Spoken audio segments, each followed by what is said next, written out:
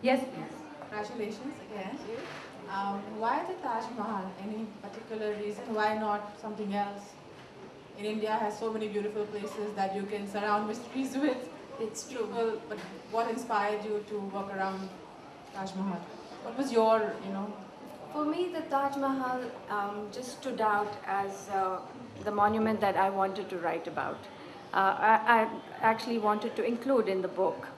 Right. And I feel that it has this aura of mystery, and it's a glorious Yes. piece of art, structure. Yes. But it has an aura of mystery, a little bit of feel of love and yearning and suffering. And Oh yes. so all of that, I felt that it touched me. So I said, I have to use this as Thank a you. backdrop. Thank you. Any more questions? Yes? The gentleman. Shobha, Yes. I just wanted to ask you, since you've lived in so many countries outside of India and spent so much time outside, how has that influenced how you write about India? In the sense, it would have been a different experience living in India and writing. Does that living outside give you some sort of distance, or do you see things differently? How does the Western world or the Eastern world affect your perception at that time, how you see India?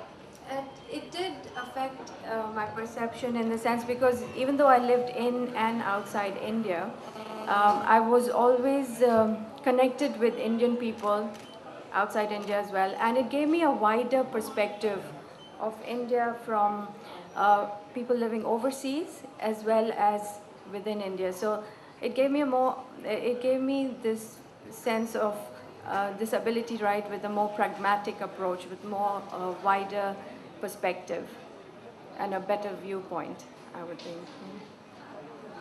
Any more questions? Just a second, the gentleman there. Question for Amish as well as Shobha. Amish, you have a background in business. I mean, we are a banker. And I think Shobha also had education in business, right? Now, instead of writing about business in fiction, why did you choose, Amish had chosen mythology, and you have chosen historical or archaeological background? Why didn't you write about business or banking? Or you found it so boring?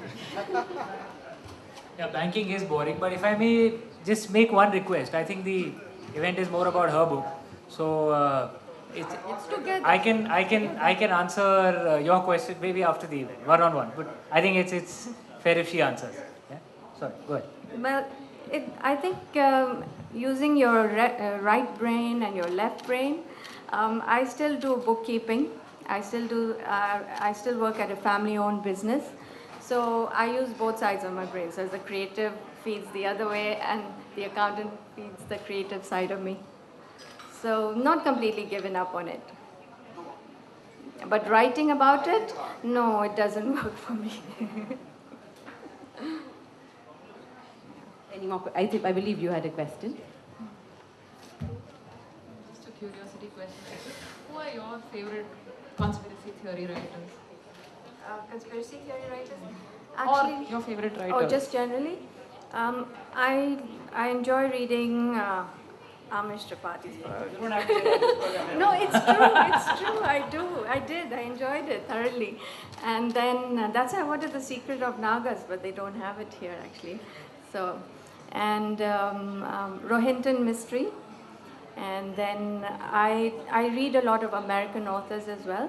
And of course, Dean Koontz is one of my favorite authors. Stephen King's Dean Koontz, and a few others, yeah. Mo Hader, I don't know if anyone has heard of her, but she writes graphic violently, much worse than what I've written, definitely.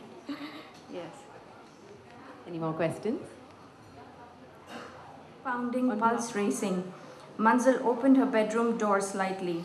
An intruder was holding Ramu in an elbow squeeze. His knife glinted in the darkness. Run away, Didi, Ramu managed to say before the man squeezed harder. Shut up, the man shouted and split Ramu's cheek with one flick of his wrist. Blood spilled easily. Stop it, Manzil shouted as she came closer. Then she realized it was the man from the bus, the red-haired man. He was back for the scroll and looked deadlier than ever. Fear clenched her stomach. Manzil wanted to run back to her room and hide. But no, she had to save Ramu. He held the lanky teenager in a vicious grip and moved backwards slowly, dragging the boy with him. The knife was now at Ramu's ear. "You bitch, you gave me some crap on the bus. Give me the Badshah-nama or I stick the knife in his brain," he warned. The sharp point was touching Ramu's earlobe. "I left it with the professor," Manzil said calmly. Ramu struggled, pulling at the man's muscled arm. Then he screamed as a knife cut a section of his ear. "No lies or I will kill you as well, woman," the intruder said, pointing the knife at her. Sweat spilled down the sides of his temples, running rivulets down his face, his eyes glowing with rage. Manzil watched as if through a lens. Fear was draining her. She tried to ignore the paralyzing sensation. "Focus," she said to herself. There was a buzzing in her ears, and then she felt stronger with every heartbeat. No fear, no hatred, no anger. "I already told you I do not have what you seek," she said. "I was afraid, so I left it at the university. You want it? Go get it from the professor.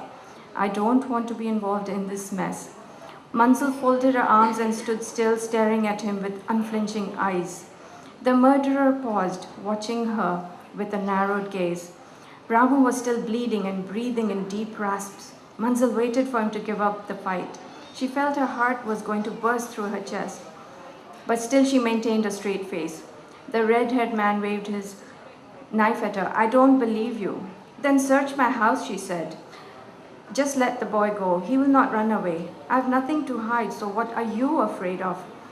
The intruder loosened his grip slightly. Ramu regained his balance and stamped his foot hard on the man's toe. The man let out a yelp and let go of Ramu. He slipped out of his reach. "Run, Didi, run," Ramu yelled as he rolled away, but the man was too smart for him. He grabbed him by his collar.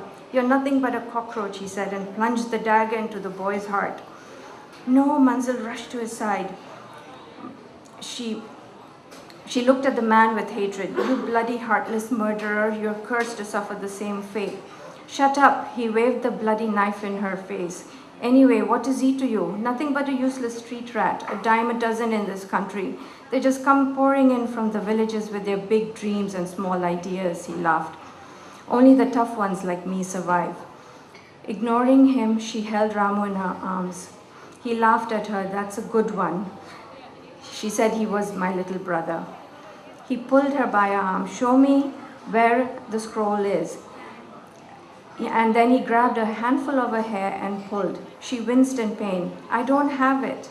Not noticing the brass vase within her reach on the nearby table, she grabbed it and slammed it blindly, hitting him square in the face. She heard the sound of bone crack. Blood spurted from the man's nose, and she saw his eyes widen with shock.